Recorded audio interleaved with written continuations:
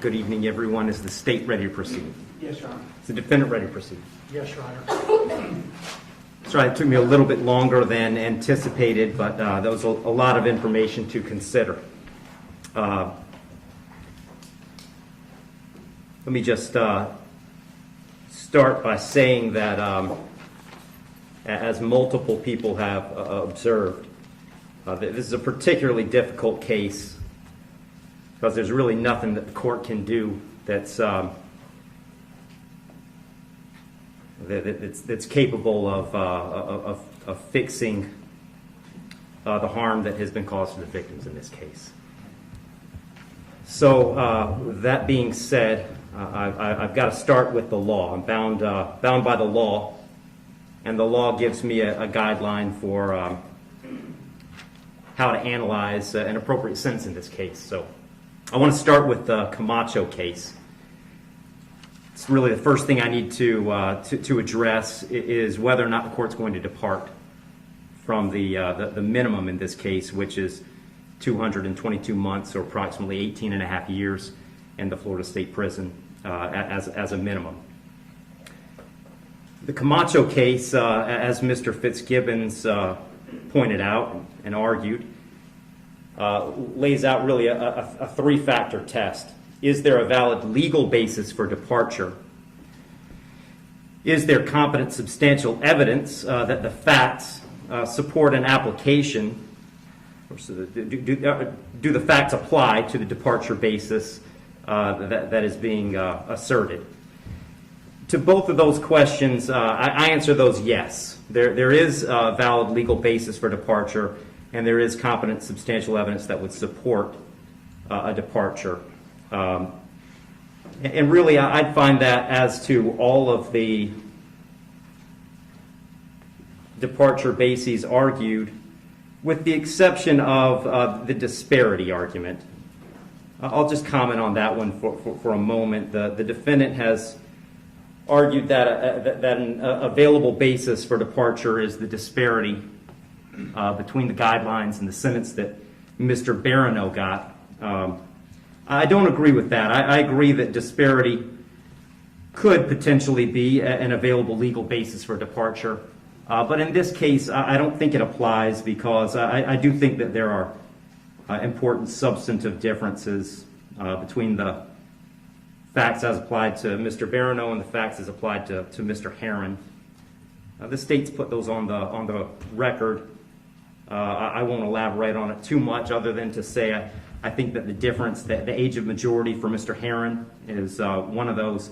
But mostly I just think that the facts are different as between those two defendants. And so I don't believe that the facts in this case support that as a departure basis, because I believe that a disparity in sentence between Mr. Barano and Mr. Heyrin is appropriate in this case. That brings me to the third question of should essentially the third factor under the Camacho cases, should the trial court depart? And the court in this case is going to decline to depart. So I'm answering that question in the negative. The trial court in this case is not going to depart. And I don't reach that decision lightly. When evaluating an appropriate sentence, I will start with Florida Statute 921.002. It was pointed out several times the primary purpose of the Criminal Punishment Code in Florida is to punish.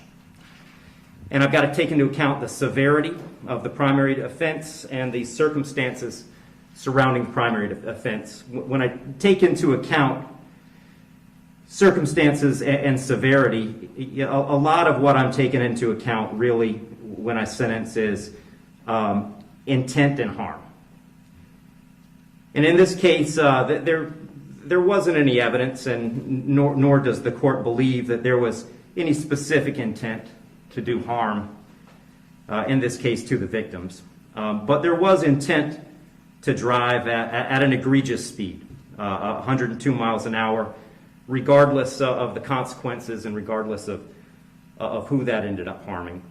And then the second part of that, the second component, is the harm caused. And in this case, it's just impossible to have greater harm than the harm that occurred in this case, which was the loss of a mother, loss of a baby, and really the loss of a family as it existed when this occurred.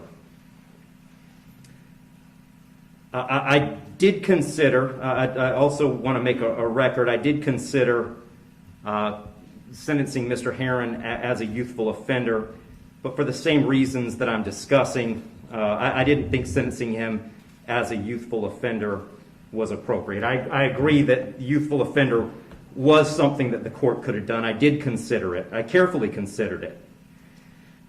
But the court just found that due to the serious nature of these offenses, the extreme nature of the conduct, and again, the level of harm, that a youthful offender sentence was not appropriate. So given that the court is not departing, the guidelines call for a sentence of 18, essentially 18 and a half years at a minimum, and 30 years as a maximum. And the court doesn't find that either the minimum or the maximum is appropriate in this case. I've said it several times, the serious nature of the offense, egregious nature of the conduct, and mostly the harm that's been caused prevent me from putting this as a bottom of the guidelines minimum case.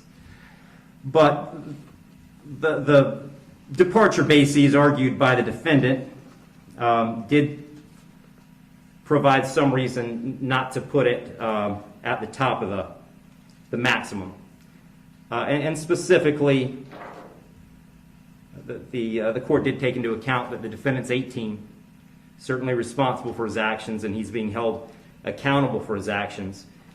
But the age of 18, the court finds, is a mitigating factor and shouldn't put this at a maximum. Also, the complete lack of prior criminal history is something that the court considered as preventing this from being at the top. So having said all that, the court is going really toward the middle between the minimum under the guidelines and the maximum punishment permitted under Florida state law. So on count one, vehicular homicide, the court's going to adjudicate the defendant guilty, sentence him to 9 years in the Florida State Prison. On count two, same charge, court will adjudicate the defendant guilty, sentence him to 15 years Florida State Prison, and that'll run consecutive to count one, for a total 24 years Florida State Prison. Count three is a misdemeanor, unlawful racing on a highway, so the court will adjudicate the defendant guilty, sentence him to time served. Give credit for time served, I believe, 2 days. Court will impose mandatory court costs. Mr. Heirin, you have given up the right to appeal the determination of your guilt or innocence. You do have 30 days to appeal the sentence of the court. And I'll direct the bailiffs to take Mr. Heirin into custody.